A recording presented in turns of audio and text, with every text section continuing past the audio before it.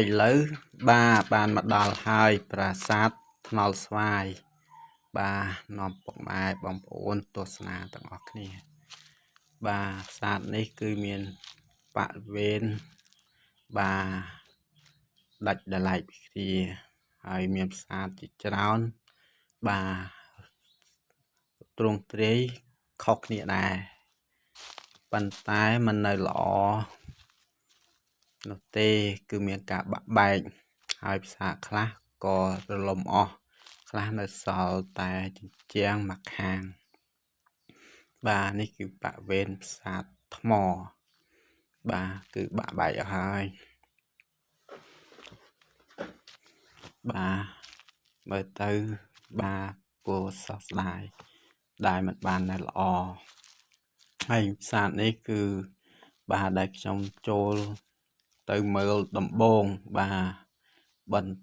តិចទៀតខ្ញុំនឹងនាំពុកម៉ែបងប្អូនទៅទស្សនា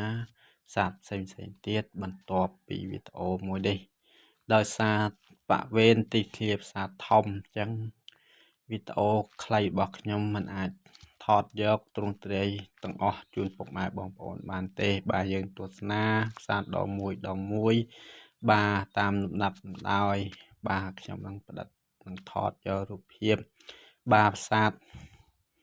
គឺយកតបតបអត់យកនោះតិចជូនពុកម៉ែបងប្អូនទេគឺយើងមើលទៅគឺខ្ញុំដើរជាបន្តថតជាវីដេអូរហូតមិនឲ្យពុកម៉ែបងប្អូនមើលកាត់នោះទេគឺមើលតាមលំដាប់លំដោយនេះគឺជាជញ្ជាំងគ្រឹះប្រាសាទវាឲ្យបាក់វេនលបងគឺនៅស្រស់ស្អាតបងប្អូនមិនបានមកទស្សនាក៏នៅមើលវីដេអូនេះក៏យើងអាចដឹងនិងស្គាល់ប្រាសាទមួយនេះយ៉ាងម៉េចដែរនេះគឺជាព្រៃនៅជុំវិញហើយព្រៃជុំវិញប្រាសាទថ្នល់ស្វាយនេះគឺមានដើមឈើព្រៃជាច្រើនដែលយើងអាចហូបផ្លែបានដូចជាផ្លែទំពាផ្លែ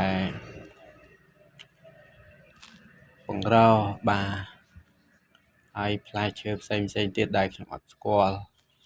ដឹងថាហូបបានឬក៏អត់ទេប៉ុន្តែផ្លែដែលយើងហូបបានក៏មានច្រើនដែរដោយសារនៅជុំវិញបរិវេណប្រាសាទនេះគឺសល់ព្រៃច្រើនដែលគេហាមមិនឲ្យកាប់អញ្ចឹងវានៅមានរុក្ខជាតិដែលយើងអាចហូបផ្លែហៅថាផ្លែឈើព្រៃស្រស់ស្អាតអត់បងប្អូនប្រាសាទមានការថែទាំសម្អាតនិងកាប់លះមិនឲ្យមានមែកឈើឬអ្វីដុះទៅកញ៉េកងាងទេគឺមើលទៅស្រស់ស្អាតឲ្យយើងអាចមកទស្សនាដើរលេងឲ្យបានតែអ្វីដែលយើងសោកស្ដាយគឺប្រាសាទហ្នឹងអត់ទៅនៅល្អទេបាក់បែកអស់